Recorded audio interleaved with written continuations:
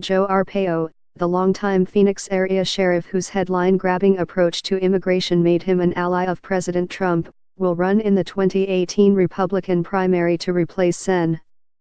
Jeff Flake, Arizona. Arpaio, 85, made the bid official in an interview with the Washington Examiner. "I'm not here to get my name in the paper," he said. "I get that every day, anyway." Arpaio, who has frequently talked about seeking higher office, said he decided to run as a big supporter of President Trump who would back the president wholeheartedly. He is entering a primary against Kelly Ward, a former state senator, also running as a Trump ally. His decision may create an opening for Rep.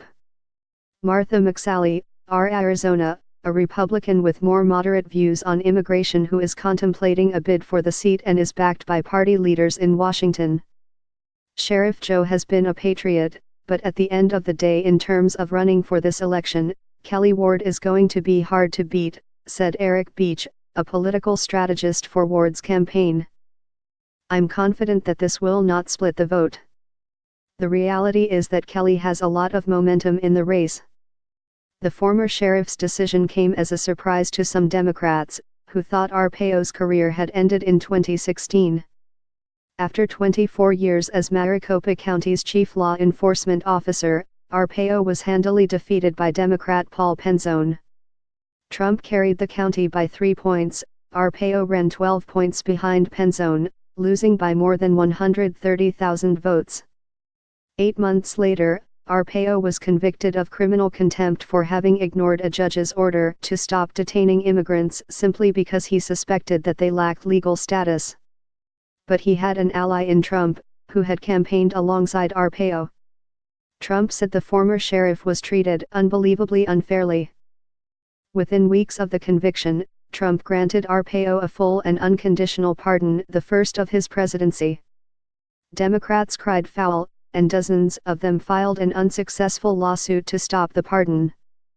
Arpaio returned to public life, speaking at a fundraiser for a congressional challenger to Rep. Maxine Waters, D. California. Arpaio's Senate bid in the year of his 86th birthday is making Democrats even more bullish on a race in which Rep.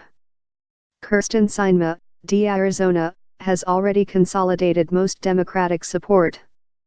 Sen. Chris Van Hollen, DMD, who chairs the Democrats' 2018 Senate campaign efforts, said Sinema would run on kitchen table issues while Republicans ran on divisiveness.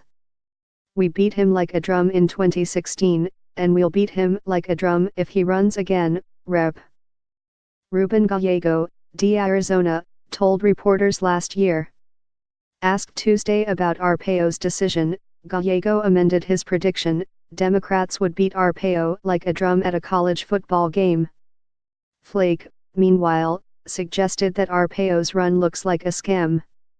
He said he wasn't sure that the former sheriff would even stay in the race.